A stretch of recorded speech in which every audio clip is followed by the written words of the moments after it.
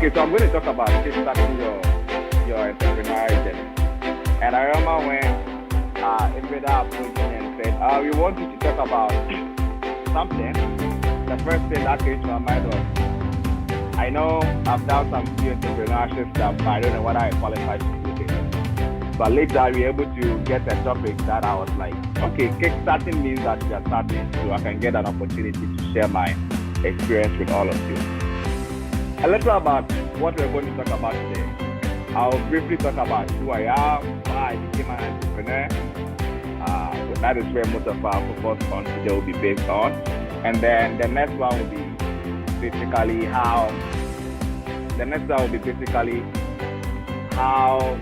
I keep up going as an entrepreneur and what I have learned so far in my entrepreneurship journey and where we go from here. Guys, at any point in time, feel free to stop me and just let me know if you have any questions. So let's start with who I am. Let's start about myself. I'll call myself a happy village boy who wants to do more. I'll call myself a happy village boy because well, I came from Wasa East, a small village in the western region. Then my family moved to Takrade. That was the biggest city. And I had an opportunity to go to the best secondary school in Ghana, St. Augustine's College, right by the coast. And then I further went to the best university in Ghana, University of Ghana. Sorry for my friends from other universities. And then I came to the United States for my MBA. That is just a little bit about my academic life. My professional life, I've moved to a number of companies. Yesterday, I counted like 6 companies. I'm like, wow, that's interesting. From United Bank for Africa to Bill and Melinda Gates Foundation in the United States. But among all these things, what I want to talk about is the entrepreneurship, who I am as an entrepreneur. And since we have already spent much time with our technical thing, I'll go straight to the point. So I've actually spent or done 3 entrepreneurial ventures, apart from being a child and just going to help your parents with some stuff and selling stuff. Things I've actually undertaken as a full-grown entrepreneur are 3 things. And the first one, I'll call the Unit Alliance, Oyster Agribusiness, and Renmo, the one I'm currently doing. I'm going to talk a lot about why I became an entrepreneur. And the question I came up with, is it a cool stuff to do or was something that I was passionate about? To answer this question, I'm going to go through my 3 entrepreneurial journey and show what influenced my decision to be an entrepreneur then. So the first one was the Unit Alliance. I like this one. That was my first piece of entrepreneurship. That is me and some other 3 people at the University of Ghana decided to take up this entrepreneurial journey, selling fresh yogurt, customizing people's gifts. So if you had a girlfriend and you wanted to surprise the person, you just contact us. You select from the list of items we have, and we will deliver on your behalf. It was such a cool project. At some point, we were not getting a lot of orders, so we even decided to sell fresh yogurt. People ask for fresh yogurt, we go and pick it up and come and sell. But why did I do all that? It's what I'm talking about. Honestly, I didn't care about gifts, and I didn't care about yogurt. The only reason why I was doing this was it was a cool stuff to do. I had a friend who wanted to do it, and I was like, okay, let me join. Along the line, I lost interest. Most of us lost interest. We didn't have a lot of passion. We didn't really find the why of what we were doing. After about 1.5 years of doing this in the University of Ghana, we closed our shop, shared our money, and went to do other stuff. And those who know me from University of Ghana, I went to run for an office as SRC treasurer. So that was the next thing I did after this. And then the next thing I did after school, after joining finance and consulting, was I really wanted to do something as an entrepreneur. So me and my very good friend, Edmond Combat, he was the SRC president at the time, and I was the treasurer at the University of Ghana. So what happened was that we came together, and there was one thing that we cared deeply about. and that was in agriculture. Look, I saw my grandparents spend all their lives in farming and actually had nothing. And I see so many family and friends also struggling to make ends meet, even though they work very hard. They wake up. Farmers are one of the most hardworking people I see in Ghana. They wake up very early in the morning, go to farm, spend all their time there, and they end up having nothing about it. But they end up with their produce, nobody buys them, and most of the poorest communities in Ghana are the farming communities. So it was something that I truly cared about. So myself and Edmond, when we came together to do this, it was out of passion. The point I am making here is this, that I joined, or we started this oyster agribusiness because of one thing, my interest in seeing so many family members or farmers have good livelihood. The second venture, which is currently what I'm doing, is actually enabling people in Ghana, young people like you, myself, and so many people pay for their rent on a monthly basis.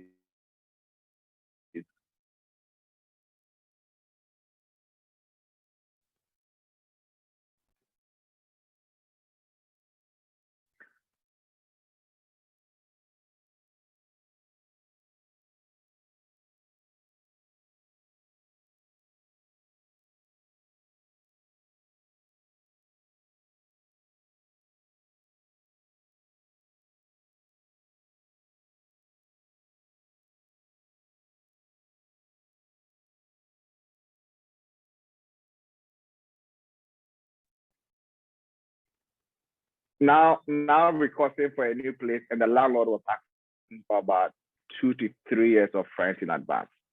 And it broke my heart seeing my parents struggle through this hard decision of paying for my fees to go to University of Ghana, or using that money to pay for 2 years, or I think they were asking for 2 or 2.5 years of rent for the family. And this was no mean and easy decision for them. Fast forward 4 years later, I completed University of Ghana, completed school. I had a good job at United Bank for Africa, UBA. I wanted a place to stay, and the landlord was asking for 2.5 years of rent again. Another struggle. So many years down the line, my brother also completed law school in University of Ghana, and the same problem. So when I came to the United States, and I had this burning desire about entrepreneurship, and I was like, the problem I truly care about is really helping people to pay their rent on a monthly basis. Why am I telling you all these stories? Is because I have gotten the best outcome from entrepreneurship when I truly care about the problem that I am solving. So all that I'm trying to say is that as an entrepreneur, the very first thing to kickstart your journey is that you must truly care about the problem you're solving. And why must you truly care about the problem you're solving? So if you don't care about the problem you're solving, you'll be like me and my friends in University of Ghana when we started our yogurt and gift business. The moment the struggles and the difficulties started coming in, we gave up. And the reason why we gave up was, look, we didn't really care about yogurt. I didn't really care about yogurt. And I'm a person who is not even a gift person. I don't remember the last time, like when I was in University of Ghana, I don't think I'd even bought a gift for anybody, and I didn't care about gifts. So when we started facing some challenges, I lost interest in the whole business venture. So as so many entrepreneurs, if you don't truly have the passion for it, and you are doing it because it's a cool stuff, then you may end up giving up early. This is the core of my message today. If there is nothing you get from what I say today, is that at least you should go home with the fact that the only reason why you should enter into this free of entrepreneurship is because you truly care about the problem you're solving. Because if you don't, you're going to give up when the difficulties start coming in. After talking about my core of the problem, let me just talk about some other few stuff. How I keep going as an entrepreneur. For me, the simple answer is that I just keep believing. And let me throw some few lights on keep believing is keeping my eye on the vision. Every entrepreneurship or entrepreneur must have one key thing. That is, you must have a vision. Without a vision, you may not survive along the way. So let me tell you the vision of Rainbow, the new company that I am the founder and CEO of. We have a very simple mission in our business, and the business is this: we just want to see so many families across Africa, families across Ghana, be able to live or have financial freedom and have better livelihood. We have a strong belief that if people should pay their rent on a monthly basis, they will have enough or other income to use for their children's education, to be able to use to pay for other life necessities. So that is the vision we are keeping on. However, providing the financial freedom for families is this grand vision. What keeps us going is living in the moment. And when I say living in the moment, I'm talking about here and now. And the one word that comes to my mind is execution. Entrepreneurship, as I would say, is a very sexy term that has become the new buzzword of the world. And a lot of people will talk about entrepreneurship and feel like, yeah, I'm an entrepreneur, I'm a founder, I'm a CEO, and all that. But one thing that keeps me going a lot is living in the moment, taking each day and having a specific goal to achieve. The problem that we are solving at Remo is such a huge problem. Landlords do not trust that tenants are going to pay their rent on a monthly basis. So some landlords do need the money to deploy to other projects. Because of that, what do? They take 1 year, 2 years, or 3 years of rent advance. And now here I am trying to change a whole systematic problem and make landlords be able to allow tenants to pay their rent on monthly basis. But what keeps me personally going is this: I live each moment at a time, having a specific goal to achieve in each moment. And to all my young entrepreneurs or people who are thinking about doing entrepreneurship already in it, the goal may be very big, but what would really see us going, and from my experience, is that you must have specific plans for each day, each week, and each month. And at every time, you have to go back with your team and measure your progress. I want to go about this and say, look, you plan your execution, but you execute your plan. And that is the only way that you can hit your target. Without planning your execution, you tend to fly blindly. However, if you spend all your time with the plan and without really putting in the execution, then you may not end up really satisfying anything. I like what Bill Gates always said is, I know a lot of quotes is, plan without execution is like you are just daydreaming. It's like always going to bed, you sleep, and you daydream. Let me go on to what I have learned so far about entrepreneurship. And what I've learned so far about entrepreneurship, I'll spend some few minutes here so I can take some few questions since we are far behind time. Is that it's a sports team. And I know today Hearts and Kotoko are playing. I'm a big Phobia fan. I remember in 2005, I will not eat if Hearts of Oak Classic game and all that. Until the Ghana football went down the drain and I became a big Arsenal fan, and Arsenal started breaking my heart again. But that is it about football. I like soccer a lot. Football is like huge passion for me. And one thing I've learned is that it's just like business or entrepreneurship. Every single player is important. But what is your role as as the entrepreneur or the person with the vision is you keep pushing each and every person to fit into the vision. And that is what you do. I focus on, especially as a founder and a CEO of a team that is trying to solve a huge problem in Ghana. I would give this example. So I still remember when we started Renmo. I brought in my brother, who is a lawyer, and to help me with the legal stuff. And then at some point, I realized that I had to keep him and his energy going up. I brought in some other friends, and at some point, I had to keep all of them and their energy going up again. But getting everybody around the vision has been my biggest task as the CEO of Renmo. At some point, some people may lose hope, some people may not get around the vision.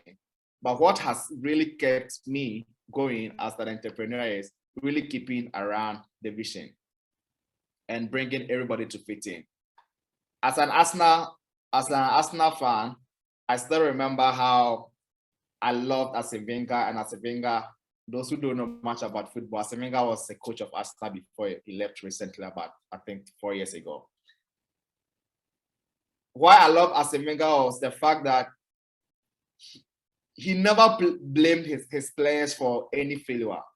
And that is what I have seen a lot of big coaches do. Only some few coaches try at some point to blame their players, and it doesn't normally go well. And that is the thing I have seen about entrepreneurship. It's the ability as a founder to be able to keep everybody going, even when the team is not performing.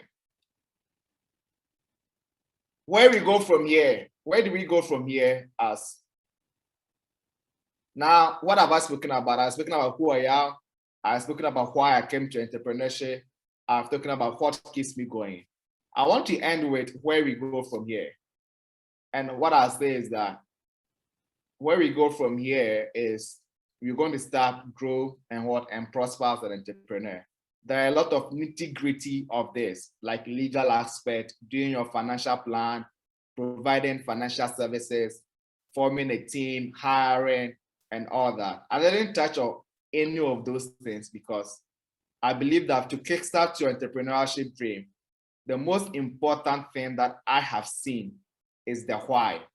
If you don't get anything from today's message, just understand that if you don't have a strong reason to do what you are doing, very soon you're going to end up giving up actually giving up when the troubles start coming. And believe you me, in all my 3 startups that I have been involved in, it is never a rosy plan. Our Excel plans never really get to, our Excel plans and business plan never go as planned. I have some few questions here. Somebody is saying, how risky is the idea of an entrepreneur starting off with a loan? As I told you today, I hope to address financing, legal, forming a team, and all those things later. Today, I just want us to think critically more about why you want to be an entrepreneur. And if you don't have a strong reason for it, you should give up. But let me take a quick stab at this question. Starting your entrepreneurship with a loan, I will straight off tell you that it depends, but I will lean more towards it is not a good idea. It depends on the idea. If the idea is buying goods and using that goods and selling it and get your money back, that is a very simple model, and you can take a loan knowing that you are going to get your cash flow intact. But if you are taking the loan to go into purely expenses like developing an app, paying salaries, doing operations before you start getting your revenue, I wouldn't necessarily say that is a good idea unless you have actually proven the concept and you have actually gone through some few phases and know that a loan is a good idea. I am not afraid of loan. I always tell people, even the richest people, what's the name? Elon Musk. Elon Musk lives on loan. Like all his life is just about loan. He just goes to the banks and said, give me loan. And that is how he lives, because he doesn't get salary from Tesla. They only pay him in stock. So what he lives on is loan. But that is a good loan. It's a good loan because it is backed by something that is tangible. If at any point in time, you are just going for loan to start a business, I would say that that may not be a very good option if the model doesn't support that. I have one more question here. And guys, I want you to also ask me about my journey. Today, what I wanted to share more about is about my journey. Normally, when I go for these talks and all that, the things I remember most are the stories they tell me about their lives.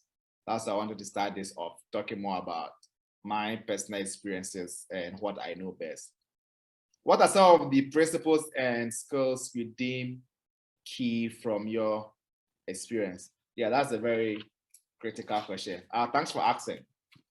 Some of the principles and skills I think in terms of principle, I would say the key principle that has really helped me has been building trust and having integrity. When we started agribusiness, you were able to raise about $2.3 million. Why? Because a friend just trusted me. He just called me one day and said, hey, Patrick, we are raising funds and we are not getting any success. He just called me and said, hey, Patrick,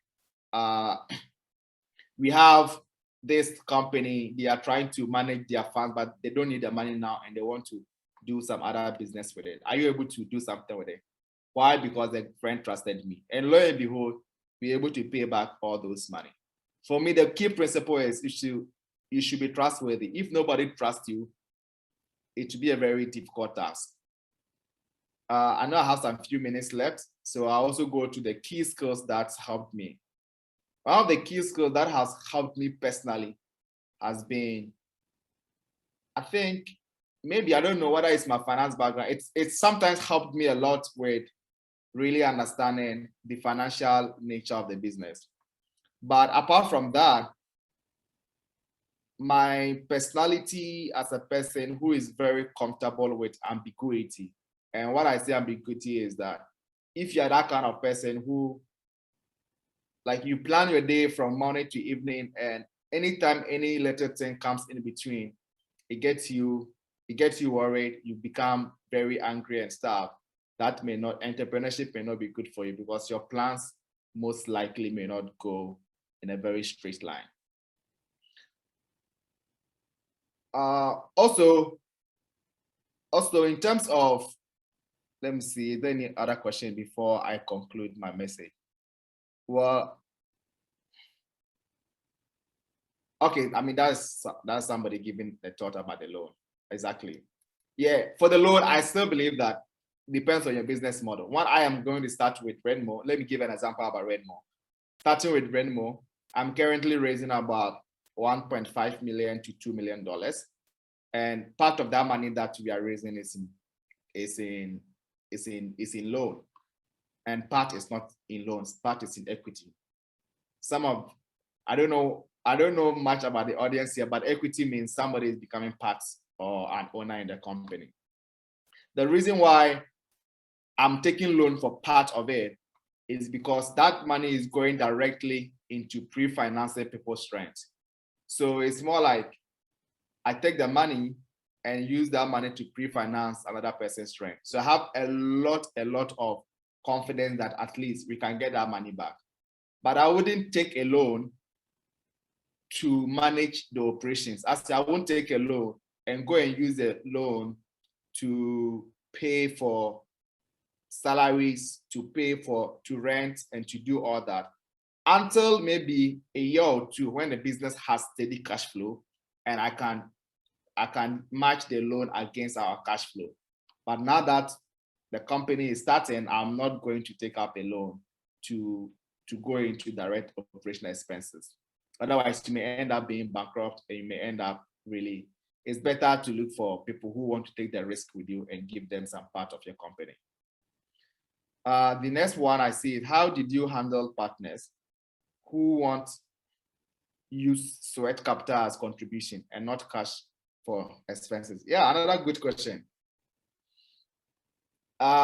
It's always the case that one of the things that every entrepreneur lacks or doesn't have much is money. So at some point in time, you may not be able to pay everybody cash as salary. Taking myself as an example, when I started, I have some other partners, and these are very expensive MBA students. There is no way we could pay them. So what happens? We pay them in sweat equity. And it is still being done even with, as I told you, with Elon Musk. He takes a lot of his salary in sweat equities. Like he reaches some milestones and they give him what, stock or shares in the company. So if your cash flow is not that strong, that is a very good option that you can take as well. I think I'm up for time, but I want to really reiterate the fact that entrepreneurship may look very sexy, such a buzzword. People have big names, CEO, founder, blah, blah. But what I have seen is that a lot of people, if we do not have the passion, already only about 10%, if there are 100 companies started, only about 10% will reach about 3 years. In the next 10 years, just one company will be surviving. So a lot of companies or startups already collapse along the way. And what will make you continue is your interest in the problem that you are solving. So if you don't have a lot of interest, like the way I didn't have interest in selling yogurt and gift, when the problems start coming, you will give up. But if you have a lot of interest and passion, that can really give you an intrinsic motivation to continue. I think I am due on time unless you have some few more questions. But the key takeaway here is that kindly consider your interest. One research I also read says that a lot of entrepreneurs may be better off taking jobs than continuing with their businesses. I know some people may become entrepreneurs out of, is our Zoom going to stop because we have less than 1 minute? A lot of people become entrepreneurs out of necessities. Maybe they don't have a job. That is a struggle, like you continue and you thrive through. But according to research, a lot of people will actually be better off taking a job than doing their own business. So if you don't have a lot of passion for what you are doing, I'm not discouraging you, but you should really know the why. Otherwise, you may not be able to survive. And I've seen it so many times. I couldn't survive in my first business because I had no passion for what I was doing.